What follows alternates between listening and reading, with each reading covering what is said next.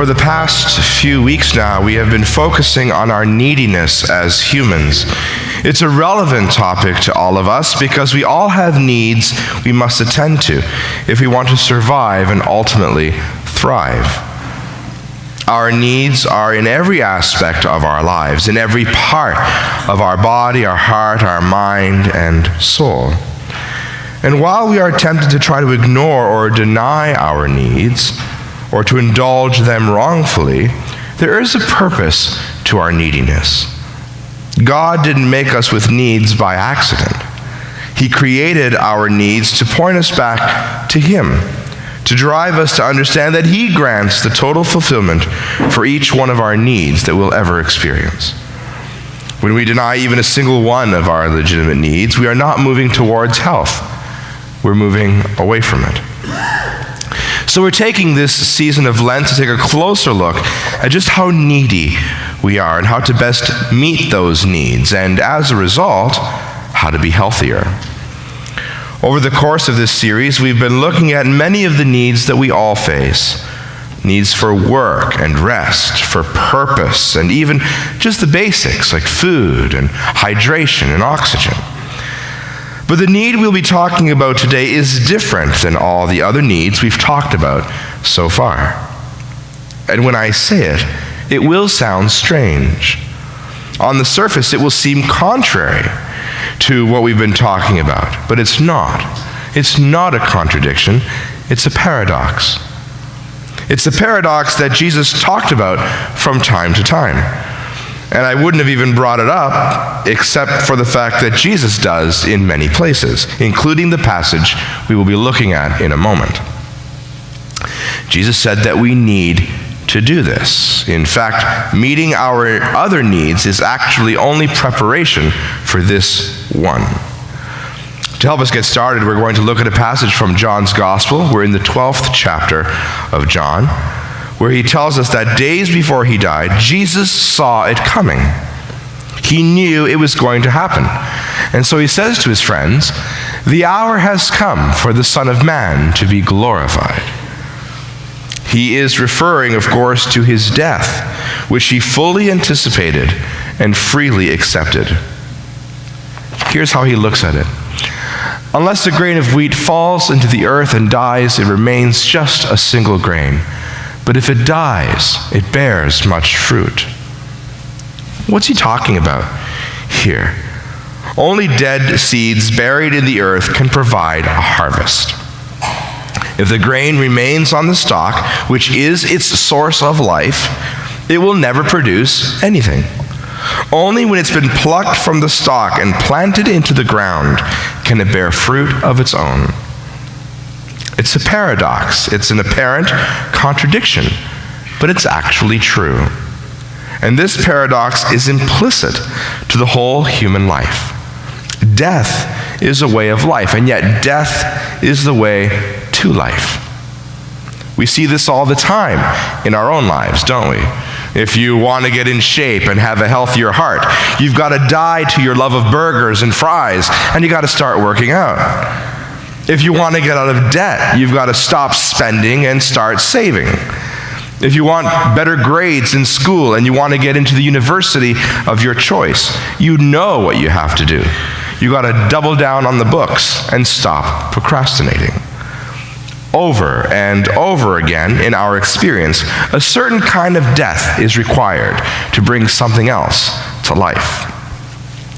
This principle is written into the whole experience of life, and sooner or later, whether or not you're even a Christian, we all have to come to terms with that fact. But as with everything else, Jesus takes this point a little bit further. Check this out.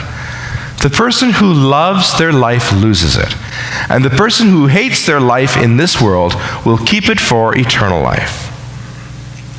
Whoever hates his life. Really? Jesus often uses hyperbole, a teaching method, to get a strong point across, and he certainly is doing that here. He doesn't mean hate in the sense of some searing, deep-seated rage. He's not talking about an emotion. He's talking about direction. When we hate something, we're going to want to get as far away from it as we can. We want to go in the opposite direction. And that's what he's talking about here. Just as he is headed to the cross by means of a deliberate and clear choice, he's pointing us in that direction too. Because there's life, as in your life and my life, and then there's life with God. Eternal life isn't just being alive physically forever. There's no magical fountain of youth. Eternal life, however, is life with God. It's God's life in us. Jesus says, whoever is willing to die at least a little, in some way, for something in this life, gets to share eternal life. We need to die to ourselves and our selfishness and our sin, and that takes practice. It just does. And that's what Lent is intended to do. It's intended to help us to practice dying. For some of you, there are some things God is calling you to give up. And they're not even bad, or they're not even wrong. But in your heart of hearts, you know it's not the best for you. It's not the best use of your time, or your talents, or your affection. You know you spend a little too much time on the golf course, or watching sports, or playing video games, or texting, or hanging out on social media. Think of the catalog of things you know you ought to set aside, that you know you need to die to. Maybe things that include gossip, complaining, being grumpy, profanity, angry outbursts, wasting time, looking at inappropriate stuff on the internet, drinking too much, or eating too much, or too much of the wrong things. Living your life with stuff that might be very well keeping you from better stuff. They're keeping you from being a better parent or a better spouse. They're keeping you from good health or better productivity. They're keeping you from accomplishing some of the things you know you could accomplish if you're just determined to do so. They keep you from serving here at church or in a ministry or in volunteering your time in other ways. We need to die to that part of us that avoids pain at any and all costs, that places our comfort above moving forward and growing in ways we know we could and should grow. You know, maybe there is a very painful or difficult conversation you know you need to have with your child. Maybe you don't like your job, and you know God is calling you to look for something different, even though it might be a hard thing to do. Maybe the guy you're dating is a jerk, and you need to end it. If right now you are struggling with the fact that you need to die to something, congratulations. Congratulations for two reasons. The first reason, you may be on the verge of a breakthrough.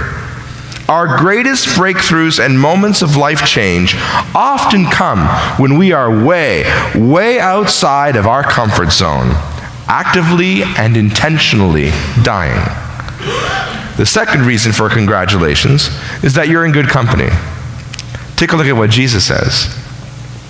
Now my soul is troubled, and what should I say?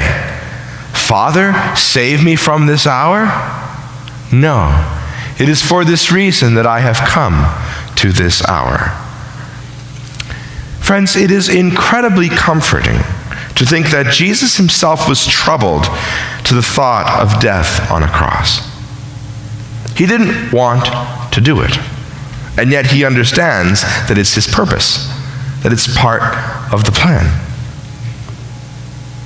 Anyway, as we bring this series to a close, and along with it, the season of Lent, let me ask you a question. Where do you think God is calling you to die to yourself today? Where do you think God is calling you to die to yourself today? What are you wrestling to surrender and lay down to God? Or perhaps, where should you be struggling? In these final days of Lent, what might that be? It's a good question, and it's an important question, because when we die to sin and selfishness, what we're actually dying to is a lesser version of ourselves, essentially a false self, so that the true me and the true you can come to life. You die to your lesser self so that a better version of you can come to life. You die so a more successful, more impactful, more beautiful version of you can live. Knowing your needs and taking the time to meet them is not selfish, not at all. It is living in the reality that you and I, we are children of God. And as children of God, He made us needy so that we'll eventually come to understand our greatest need, really all of our need, is for Him.